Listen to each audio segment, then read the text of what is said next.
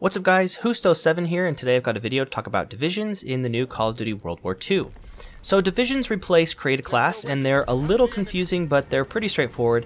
But I've got a quick video to give you all the info that you need about your divisions. So the first thing you need to know is that when you first start out the game in multiplayer, it'll ask you to pick one division.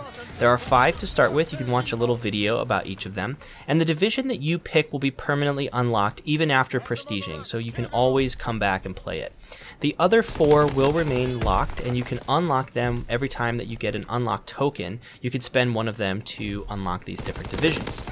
Now when you have a division, they level up and you can actually prestige your divisions. So prestiging a division will give you a bonus weapon that is only available from getting to the prestige with that particular division. So there are 5 different weapons, one for each category, that can only be unlocked through prestiging your division. Now, each division has 4 ranks. You'll always start with the bonus from rank 1, and as you level up your division, which just happens like you would level up a weapon or a character through the course of normal play, you unlock up to 4 perks total, 1 for each additional rank. So I'm going to go ahead and take you through some screenshots of each of the 5 so that you can kind of determine which one will fit your playstyle the best. So the first one, and this is the one that I unlocked to start, is infantry.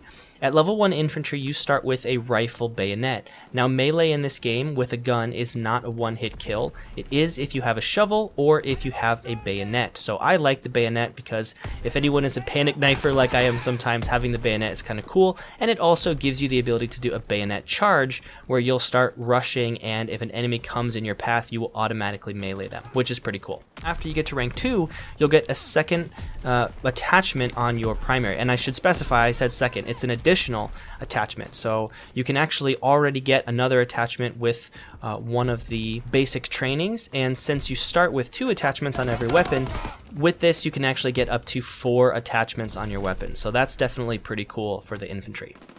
The third rank gives you extra magazines. That's like having the bandolier perk, so that's pretty great if you don't have scavenging and anything. That's nice to have those extra magazines. And the 4th rank is you move significantly faster down sights. That's like having a stock on your gun from previous games, so that's definitely a cool one as well. So that's all for the infantry division. The next division is called the Airborne. The Airborne division focuses around SMGs. Now, you can use any type of weapon, but you only get these bonuses if you use the division-specific weapon. So with SMGs at rank 1, you can equip and unequip a suppressor at any time.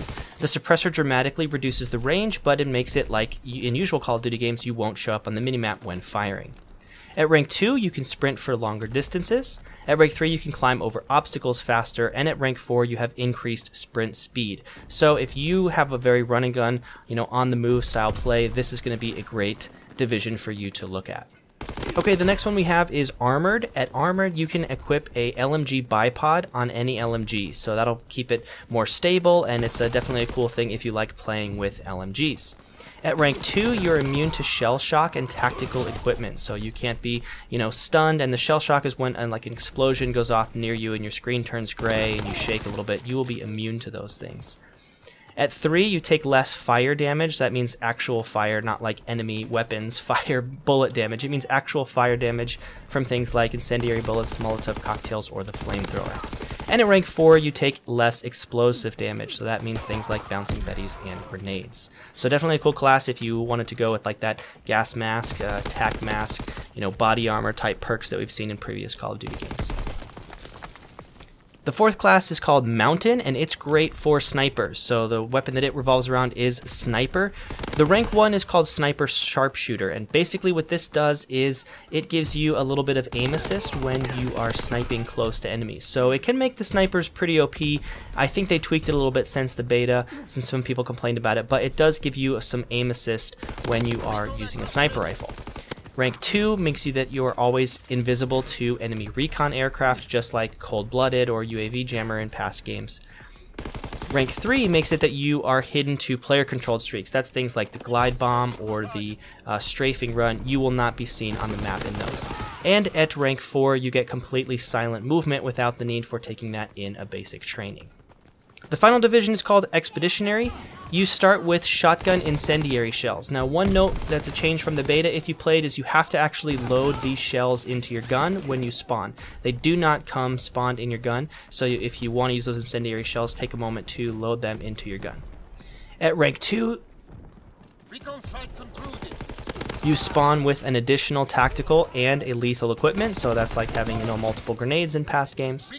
At rank 3, you throw your equipment faster and farther, so you can really throw those grenades, which is pretty cool, and you can throw all of your equipment while you're sprinting. You can also use that with throwing knives, so that's a pretty powerful combination as well. And finally, you basically get Scavenger. At rank 4, you can resupply equipment from killed enemies. So there you have it. That's how the divisions work here in Call of Duty World War II. If you have any questions, please tweet at me or leave a comment and I will try to reply. And subscribe to stay up to date on all of my videos. Thanks a lot for watching, guys. Appreciate it.